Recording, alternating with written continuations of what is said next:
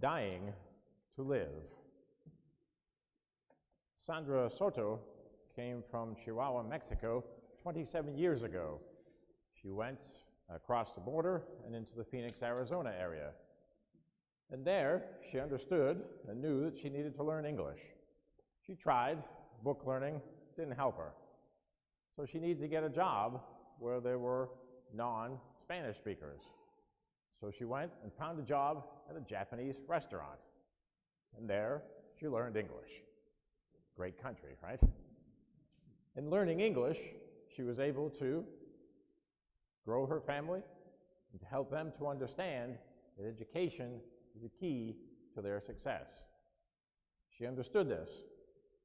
She now works herself for a tow truck company who the police will call every so often when they need a car impounded. Her 5 children, of her 5, one has graduated from the University of Arizona, another one about to graduate from high school, and she has 2 other boys who are in what's called Loyola Academy. Loyola Academy in Phoenix, in the Phoenix area, is a project from the Jesuits that takes kids, boys, from low-income area there in Phoenix and gets them into a Catholic education. The average annual income for families in this middle school, sponsored by the Jesuits, is $22,500. That's not tuition, that's their income. And so the Jesuits, God bless them, figured out with all their resources as well how to do this.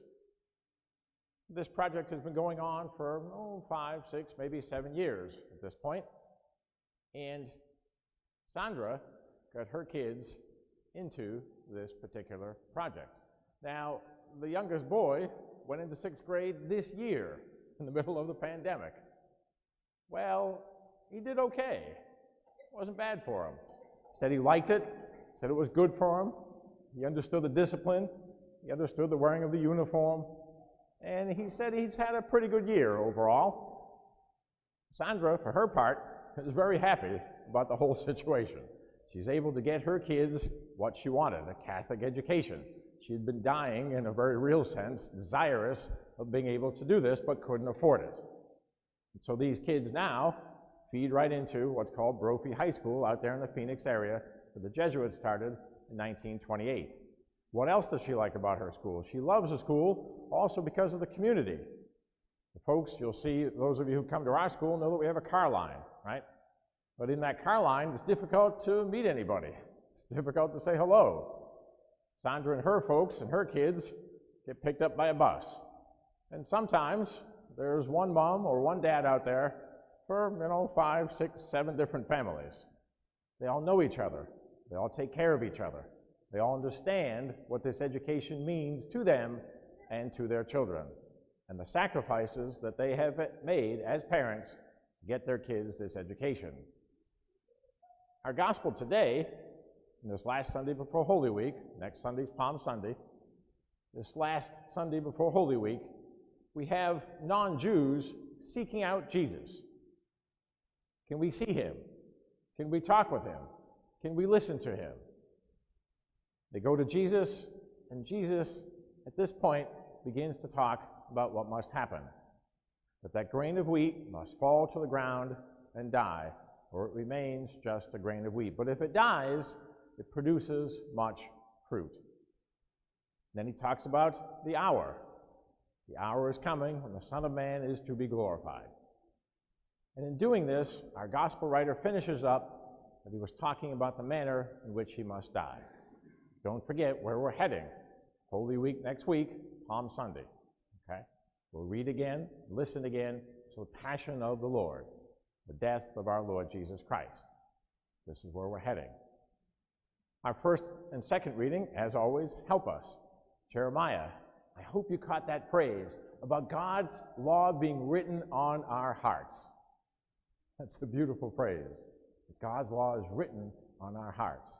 And it is up to us to do what? It is up to us to discover that law ever more deeply on a day-to-day basis and to find out what that law of God asked me to do in any given situation.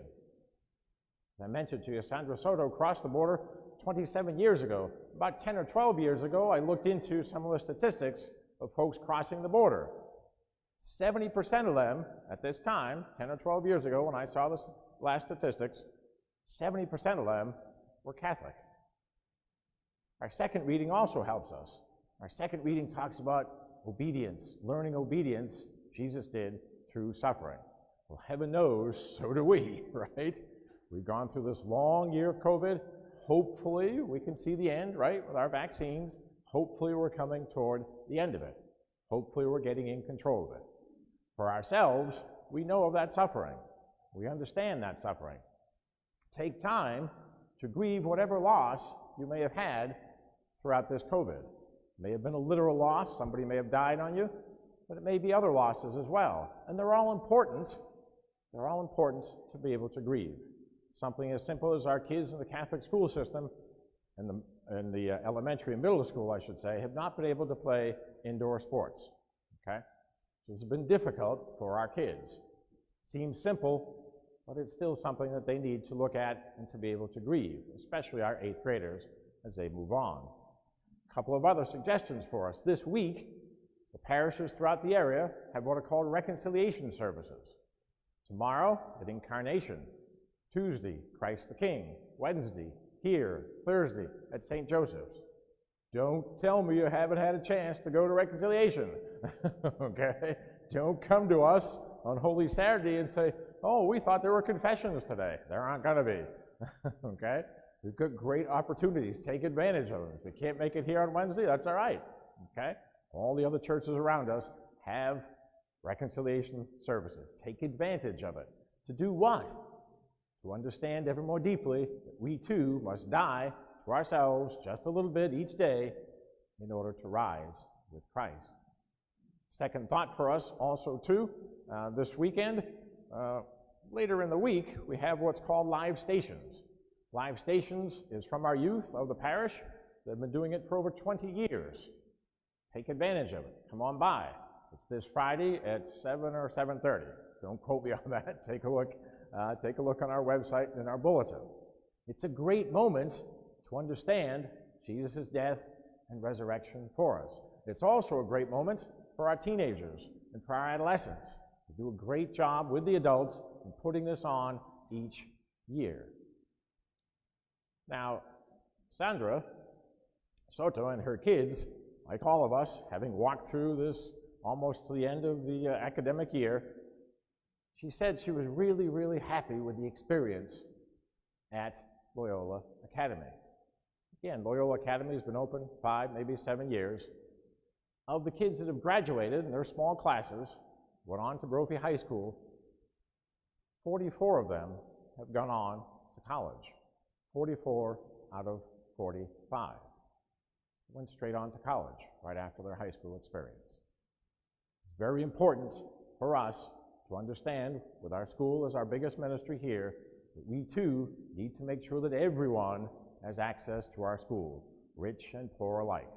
We may have to do some dying along the way to make that happen, but it's what the gospel calls us to do and to be here at the corner of Himes and Hillsborough. Sandra also said, Mom and Dad, catch this one, she also said that she was so happy because for her 2 middle school kids, the boy in the 6th grade and the boy in 8th grade, she no longer has to ask them if they've done their homework. It's a great moment, okay? For all of us, as we walk through this last full week of Lent, let us ask ourselves, what is it that I need to die to just a little bit more?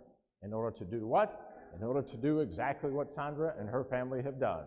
In order to do exactly what our Lord Jesus Christ has done. In order to do exactly what we remember at Holy Week. We too must die in order to live.